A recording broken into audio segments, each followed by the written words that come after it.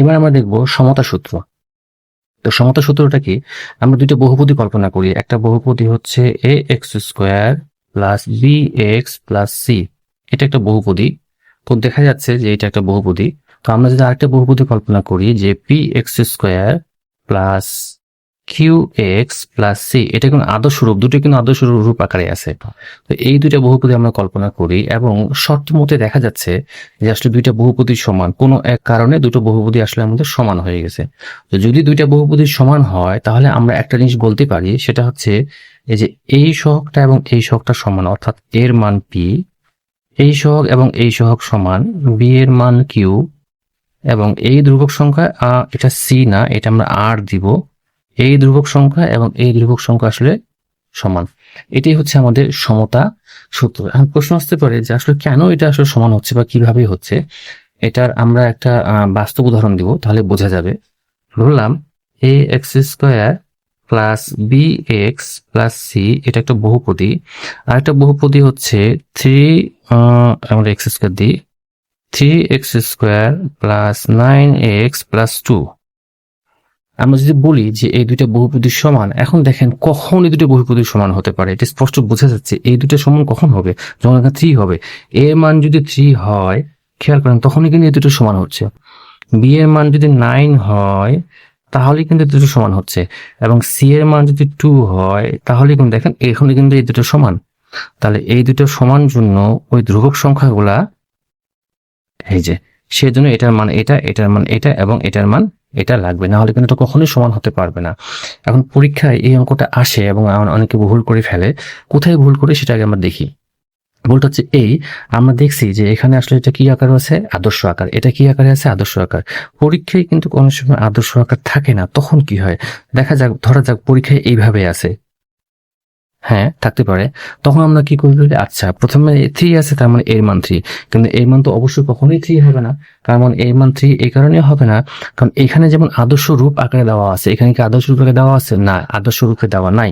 তাহলে এটাকে অবশ্যই আদর্শ রূপ আকারে করতে হবে। নাইন এক্স স্কোয়ার, এটাকে আদর্শ রূপ করা শিখছি আমরা। Nine x square three x plus two. তাহলে এটা আচ্ছা, এটা তো থাকেই যাবে, a x square plus b x plus c. এখন আমরা বলতে পারবো যে আসলে এর মানটা কত। তাহলে আমাদের সঠিক হচ্ছে এর মানটা নাইন, বি এর মানটা থ্রি, সি এর মানটা টু। কিন্তু আমরা যদি আদর্শ রূপটা না করি, আমরা কিন্তু সে কারণে আগে আদর্শ রূপটা কি এবং কিভাবে লিখতে আগে শিখছি আমরা। আমরা যদি না শিখতাম, না জানতাম, তাহলে হুট করে ভুল করে এর মান থ্রি দিয়ে দিতাম, বি এর মান নাইন দিতাম, আর সি এর মান টু দিতাম। এবং আমরা আদর্শ মান জানার পরেও কিন্তু এই ভুলটা করি, এই ভুলটা করা যাবে না। আচ্ছা, আরেকটা জিনিস আছে, সেটা হচ্ছে চিহ্নগত এখানে কিন্তু ভুল হয়। ধরলাম এখানে মাইনাস আছে, তাহলে কি করতে হবে আমাদেরকে? আমরা কিন্তু মাইনাসটাকে খেয়াল করি না, তাহলে অবশ্যই এর মান এখানে মাইনাস নাইন হবে। আমরা কিন্তু মাইনাসটাকে বিবেচনা করি না, অবশ্যই গুরুত্ব সহকারে বিবেচনা করতে হবে।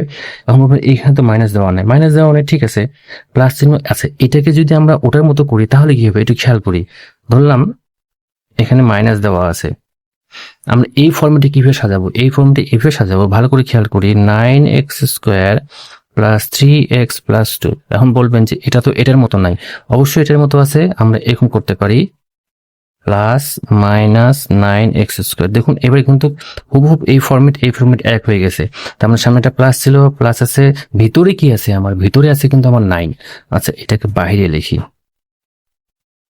এই, তাহলে ভিতরে আছে কিন্তু আমার মাইনাস নাইন। তার মানে গোটা পি এর মানটা হচ্ছে মাইনাস নাইন, সেজন্য কিন্তু এই যে এখানে মাইনাস নাইনটা হচ্ছে।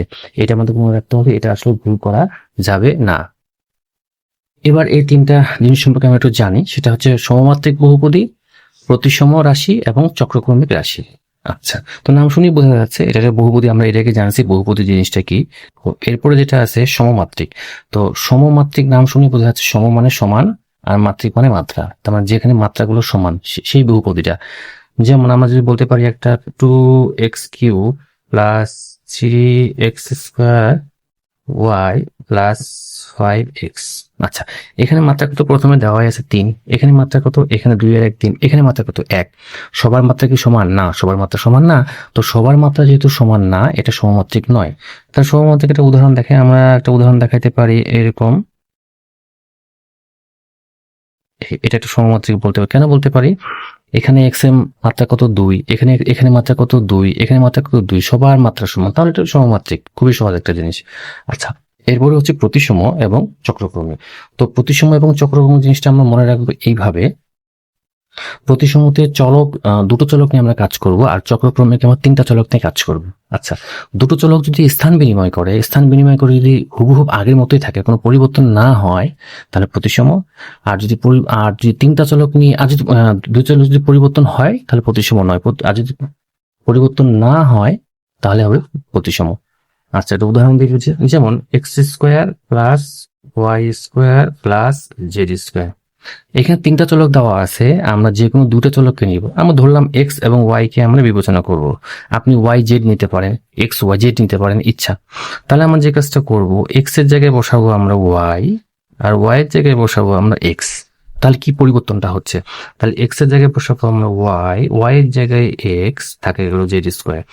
আগেরটার সঙ্গে নতুনটা কি কোনো পরিবর্তন আছে? না, পরিবর্তন নাই, তাহলে এটা প্রতিসম রাশি। কিন্তু যদি আমরা এই অঙ্কটা করতাম, ধরলাম x² plus y² plus z²। এখন যদি এখানে আমরা x এর জায়গায় y বসাই, y এর জায়গায় x বসাই, তাহলে দুঃখিত, এটা হচ্ছে মাইনাস যদি আমরা দিই। আচ্ছা, তাহলে এখন আমরা এই কাজটা করবো, x এর জায়গায় বসাবো y এর জায়গায় বসাবো x। আচ্ছা, নতুন জিনিসটা কি আগেরটা থেকে আলাদা? হ্যাঁ, অবশ্যই আলাদা, কারণ এখানে x² প্লাস, তাহলে এখানে মাইনাস, তাহলে পরিবর্তন হয়ে গেছে, এটা প্রতিসম নয়। আর চক্রক্রমিক ক্ষেত্রে যেটা করবো আমরা, আসলে আমরা 3টা চলক নিব। এই 3টা উদাহরণ আমরা দেখি।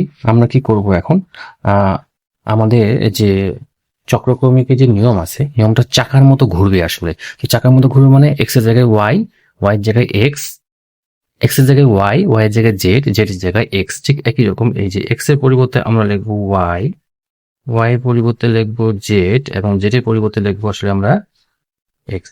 চাকার মতো ঘুরবে, এই জন্য চক্রক্রমিক। x এর জায়গায় বসাবো y এর জায়গায় z এর জায়গায় x।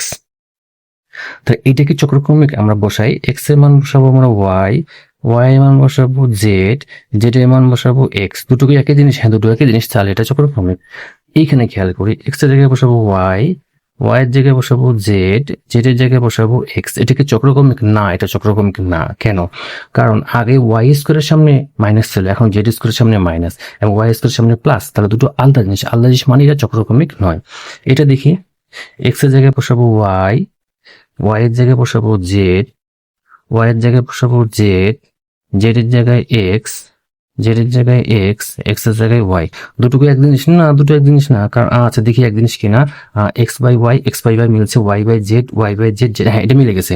যেহেতু এটা মিলে গেছে, এটা চক্রক্রমিক। তার যেখানে মিলবে না, তাহলে এটা চক্রক্রমিক নয়, চক্রক্রমিক নয়। কিন্তু এটা কিন্তু চক্রক্রমিক, এবং এটাও কিন্তু চক্রক্রমিক। এইভাবে করে আমাদেরকে প্রতিসম এবং চক্রক্রমিক জিনিসগুলো বের করতে হবে। তো এই ছিল একটা বেসিক আলোচনা এই বীজগণিত রাশি অধ্যায়ে। দুটো জিনিস আমরা ইচ্ছা করে এই ভিডিওতে দিব না। একটা হচ্ছে আমাদের ভাগশেষ উপপাদ্য,